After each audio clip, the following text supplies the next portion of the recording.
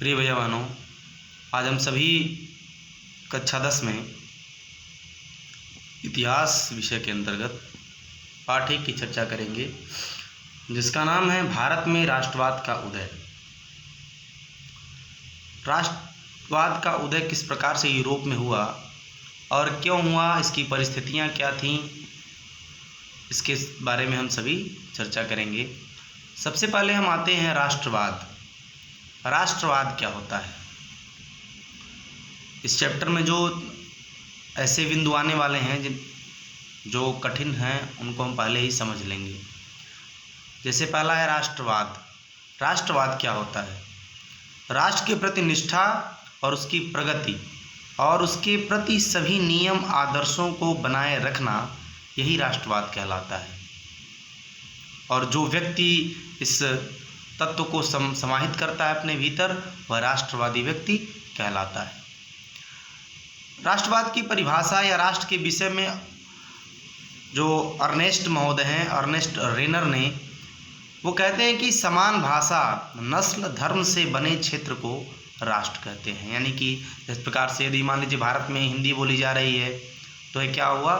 एक भाषी क्षेत्र हुआ, इसलिए एक राष्ट्र के अंतर्गत आ सकता है। दूसरा जो शब्द है वह है स्टेट्स जनरल। स्टेट्स जनरल क्या होता है? स्टेट जनरल एक आम सभा थी जो क्षेत्र के फ्रांसीसी संप्रदायों के संपदाओं का प्रतिनिधित्व करती थी।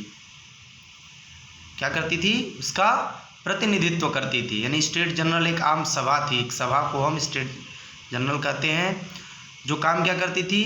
फ्रांसीसी संप्रदाय, जो फ्रांस का संप्रदाय था, उसकी संपदाओं का प्रतिनिधित्व करती थी। बाद में इसका नाम बदल करके नेशनल असेंबली रखा गया या कर दिया गया। चौथा एक बिंदु हमारे सामने आता है इस चैप्टर में, वियना कांग्रेस। वियना कांग्रेस क्या था? वियना कांग्रेस यूरोपीय देशों के राजदूतों का एक सम्मेलन था। यानी एक सम्मेलन, एक सभा थी, जिसको हम वियना कांग्रेस कहते हैं। यह 1815 में हुआ था। 1815 में भी यह 18 सितंबर से लेकर के 14 जून को आयोजित किया गया था। तीसरा जो सबसे महत्वपूर्ण बिंदु आता है इस चैप्टर के अंतर्गत, वह है नेपोलियन। नेपोलियन फ्रांस का एक शासक था, जिसका जन्म 15 अगस्त 1769 को हुआ था। यह अपनी प्रतिभा के बल पर, अपने व्यक्तित्व के दम पर अपार लोकप्रियता हासिल की और उस अनेक युद्ध लड़े और उस युद्धों में फ्रांस को जीत दिलाई। और उस जीत के अनुसार यह 24 वर्ष की अवस्था में अपनी योग्यता के बल पर फ्रांस में राजा बना। इस प्रकार से कुछ बिंदु थे जिसके विषय में हमने चर्चा किया। और दूसरा बिंदु जो इसके बाद आता है, भारत में राष्ट्रवाद, यूरोप में राष्ट्रवाद।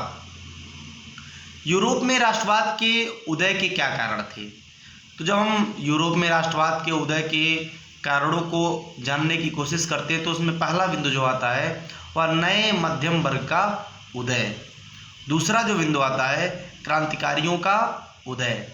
तीसरा जो बिंदु आता है वह है उदारवादी विचारधारा का प्रसार।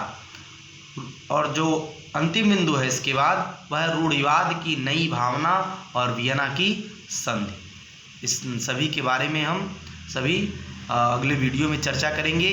इन जो बिंदु आपको इस वीडियो में दिखाई दे रहे हैं, इसको अपनी कॉपी में भी आप नोट कर सकते हैं और नोट करके आप इसका एक नोट्स बना सकते हैं। धन्यवाद।